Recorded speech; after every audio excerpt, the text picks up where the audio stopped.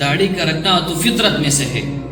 آپ صلی اللہ علیہ وسلم نے ارشاد فرمایا 10 چیزیں فطرت میں سے ہیں، ان 10 میں سے ایک داڑھی کا رکھنا بھی ہے۔ اس کو تمام انبیاء علیہ السلام نے رکھا ہے، یہ تمام نبیوں کی سنت تھی، تمام امتوں نے داڑھی کو رکھا ہے۔ فطرت سے مراد یعنی جس طرح عورت کا چہرہ صاف ہونا اس کی فطرت ہے، ایسے ہی مرد کا چہرہ اس کے اندر داڑھی کا ہونا اس کی فطرت ہے۔ عورت کی خوبصورتی کی علامت یہ ہے کہ اس کا چہرہ صاف ہو، اور مرد کی خوبصورتی کی علامت یہ ہے کہ اس کے چہرے کے اندر داڑھی ہو۔ جو کوئی آدمی داڑھی کو منڈاتا ہے گویا وہ اللہ کی تخلیق کو بگاڑ رہا ہے، یعنی فطرت کو بگاڑ رہا ہے۔ اور جو کوئی اللہ کی تخلیق کو بگاڑے گا، اللہ کی تخلیق میں تغیر پیدا کرے گا،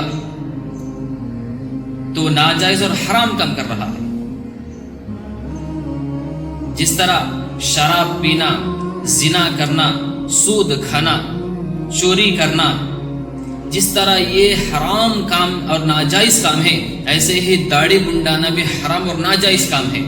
ہم نے صرف شراب، زنا، سود خوری ان کو ہی حرام سمجھا ہے، یہ تو حرام ہے ہی، لیکن داڑھی کو منڈانا بھی حرام ہے۔ داڑھی کو منڈانے والا ہمیشہ اللہ کی لعنت میں رہتا ہے، اگرچہ وہ خانہ کعبہ کا طواف کیوں نہ کر رہا ہو، اگرچہ وہ نماز کے اندر کیوں نہ مشغول ہو، اگرچہ وہ قرآن شریف کی کیوں نہ تلاوت کر رہا ہو، اگر اس کی داڑھی منڈی ہوئی ہے تو اللہ کی لعنت اس پر رہے گی جب تک کہ ایک گشت اس کے چہرے میں داڑھی نہ آ جائے۔ داڑھی رکھنا صرف مسلمان ہونے کی علامت نہیں ہے، داڑھی رکھنا تو مرد ہونے کی علامت ہے، یہ مرد ہونے کی نشانی ہے۔ پچھلے زمانے میں کفار اور مشرکین بھی داڑھی کو رکھا کرتے تھے، کیونکہ داڑھی مرد کی علامت تھی۔ جس طرح آج کل مونچھوں کو رکھنے کو مرد کی علامت سمجھا جاتا ہے، ایسے ہی پہلے زمانے میں داڑھی رکھنے کو مرد کی علامت اور مرد کی نشانی سمجھا جاتا تھا۔ اسی لیے ہمیں داڑھی رکھنا ضروری ہے۔